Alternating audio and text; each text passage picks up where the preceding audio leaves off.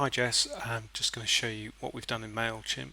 So there's a couple of test layouts that we did, but we've set up a template called Blue Ink Template Final. So I'd suggest you keep this as a sort of master template and then just replicate every time you need to do a new campaign.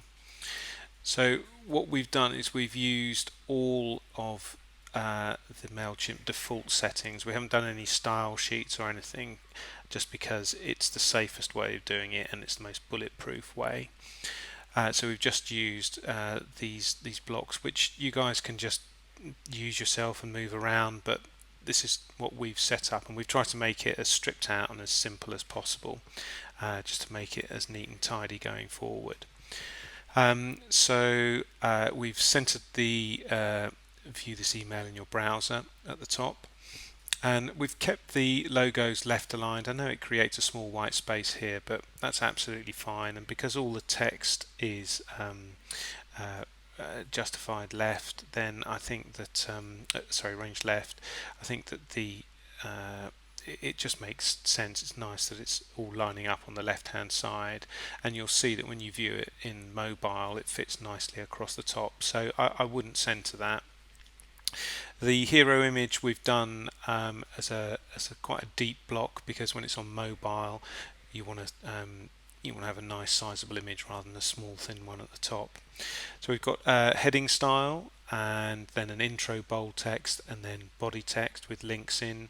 So when you're bringing text in, I would suggest that if you're editing this, you simply scroll over the heading and just type in a new heading, and then the bigger bits of text that you're pasting in, just make sure that you strip out all the styles and make it plain text. So if you've got a text edit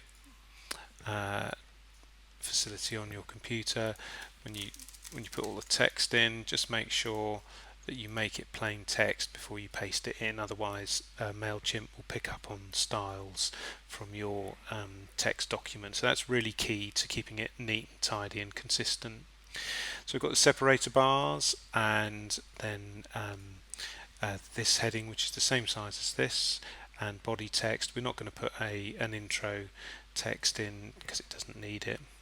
So this image is a hero shot, and if you just make those always 600 by 500 pixels, that will keep things nice and neat.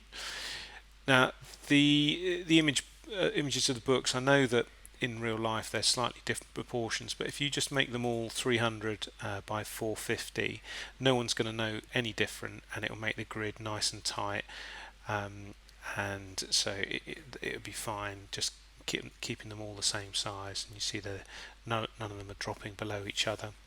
Got another separator line here. Oh yeah, sorry, these are two sections of fours up, which rather you can't have any more than four up with the modules that you pull in from their default settings. So I've got the journals again, headline, just some body text, separator line, and then any other news. We've got a heading, intro, and then each one is a self-contained block. These images are all 600 by 400, so they're nice and uniform and look tidy. This is a hangover from the three-column structure that MailChimp do, so don't worry about that and don't drop anything in there, and when you preview it and send it, you don't see this lot.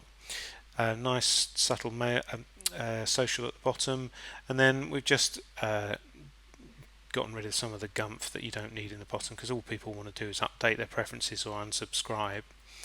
So when we look at preview, you see on desktop it looks nice and balanced and tidy, and that's all good and well, but as most people are going to be viewing it on mobile, it needs to work well at mobile. So the logos look great across the top. You've got a nice hero shot, which is nicely proportioned, and then all the text works really well in terms of sizes and hierarchy.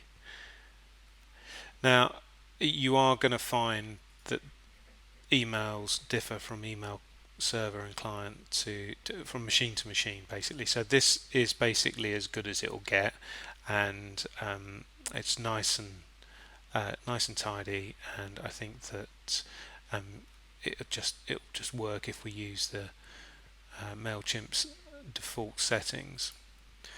So I sent myself a test, and that looks nice and tidy as well. Now I checked it out on my mobile, looks real good on mobile. So hopefully this is enough for you going forward. Okay, cheers.